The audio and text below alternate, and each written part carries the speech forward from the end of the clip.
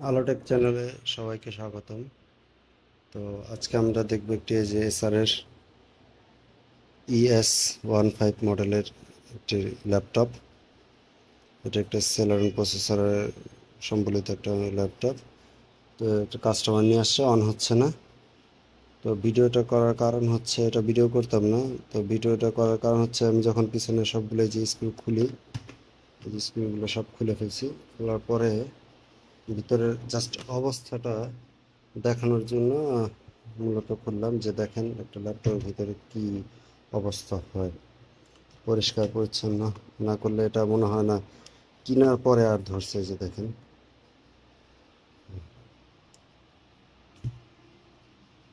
এলো অবস্থা।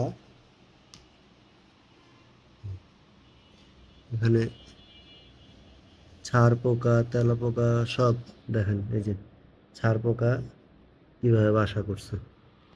আমার লাইফে দেখা এরকম ল্যাপটপ আর আমি দেখি নাই।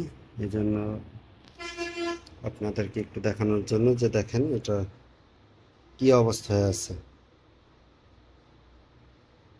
তো ল্যাপটপ ইউজ করবেন অবশ্যই যত্ন সহকারে ইউজ করবেন। তো মাঝে মধ্যে এগুলো পরিষ্কার করা উচিত। ফালায় রাখছে হয়তো বা অনেক দিন। এই দেখেন এখানে কিন্তু এই যে সব ছাড় পোকা, ছাড় পোকাগুলো দেখা যাচ্ছে, দেখছেন?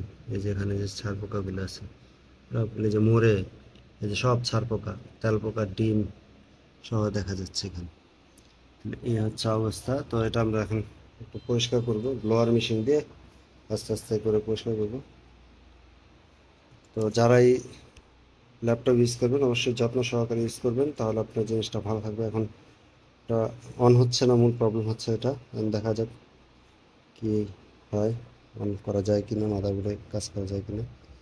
তো সবাই ভালো থাকবেন, সুস্থ থাকবেন, আর চ্যানেলটিকে অবশ্যই সাবস্ক্রাইব করে রাখবেন। আল্লাহ হাফিজ।